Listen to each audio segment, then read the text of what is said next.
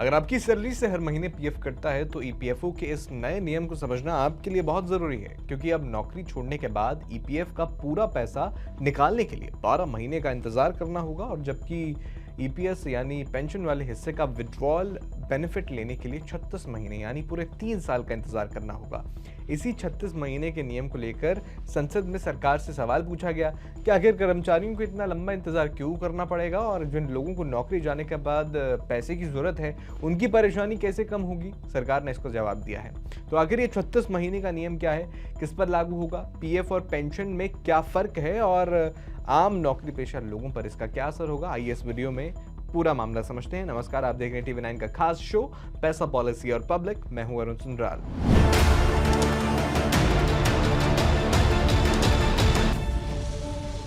सबसे पहले एक बहुत जरूरी कंफ्यूजन दूर कर लेते हैं। ईपीएफ और ईपीएस एक ही चीज नहीं है। ईपीएफ यानी एम्प्लॉयज प्रोविडेंट फंड, जिसमें कर्मचारी की रिटायरमेंट सेविंग्स जमा होती हैं। वहीं ईपीएस यानी एम्प्लॉयज पेंशन स्कीम, पेंशन से जुड़ी व्यवस्था है। इसलिए जब हम 36 महीने के वेटिंग पीरियड की बात करते हैं तो यह खास तौर पर ईपीएस विड्रॉल बेनिफिट से जुड़ा है। वहीं ईपीएफ का पूरा पैसा नौकरी छोड़ने के बाद निकालने के लिए अलग से 12 महीने का वेटिंग पीरियड है। अब सवाल यह है कि आखिर ईपीएस का पैसा निकालने के लिए 36 महीने का इंतजार क्यों? पहले जिन कर्मचारियों की ईपीएस मेंबरशिप 10 साल पूरी नहीं होती थी, वे नौकरी छोड़ने के बाद पेंशन विड्रॉल बेनिफिट ले सकते थे, और इसके लिए वेटिंग पीरियड सिर्फ 2 महीने का था।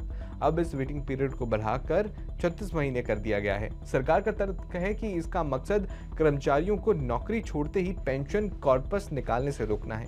सरकार के मुताबिक बड़ी संख्या में लोग कुछ ही सालों की नौकरी के बाद अपना पेंशन विड्रॉल बेनिफिट निकाल लेते हैं। इससे वे अगले ईपीएस में 10 साल की क्वालिफाइंग सर्विस पूरी करने और भविष्य में मंथली जो पेंशन है वो पाने का मौका उससे वो निकल जाते हैं, वो नहीं पा पाते।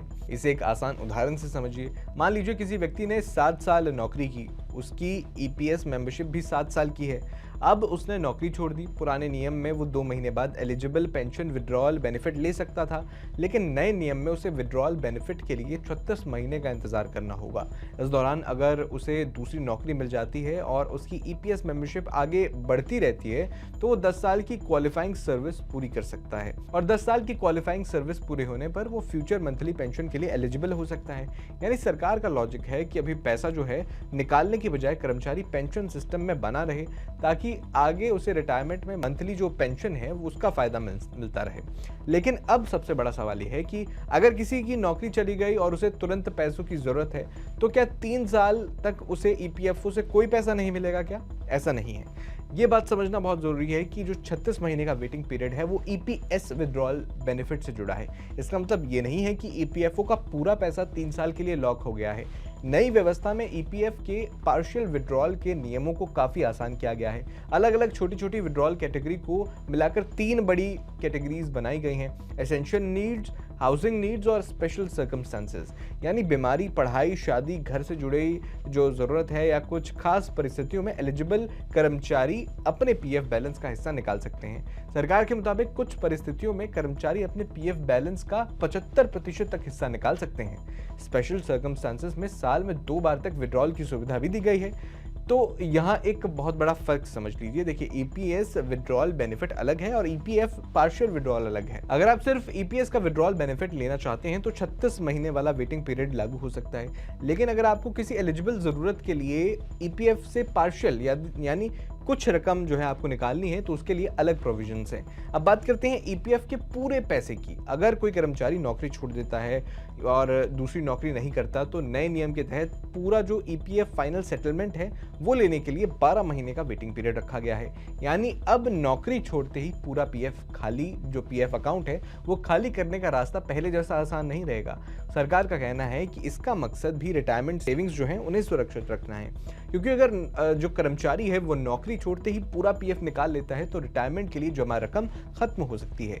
लेकिन इसका फायदा और नुकसान दोनों हैं। अगर आप नौकरी बदल रहे हैं और कुछ समय बाद नई नौकरी मिल जाती है तो पीएफ को निकालने के बजाय ट्रांसफर या कंटिन्यू करना आपके लिए ज़्यादा फायदेमंद हो सकता है।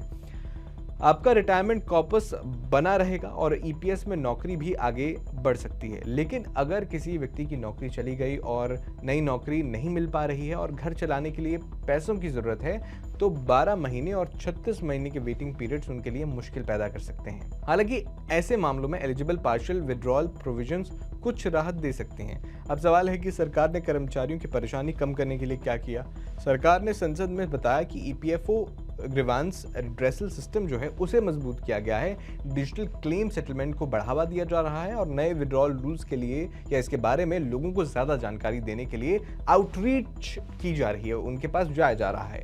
यानी सरकार का कहना है कि जहां फाइनल विड्रॉल के लिए वेटिंग पीरियड है, वहीं जो पार्शियल विड्रॉल्स हैं उनके नियमों के तहत उन्हें जो है अलाउ किया गया है। आप कुछ हद तक पैसा निकाल सकते हैं अगर आपको ज़रूरत है। उन्हें जल्दी प्रोसेस करने की कोशिश भी की जा रही है। अब यहाँ एक और ज़रूरी बात है, सरकार का कहना है कि यह बदलाव ईपीएफओ के सेंट्रल बोर्ड ऑफ ट्रस्टीज़ में चर्चा के बाद लाया गया है।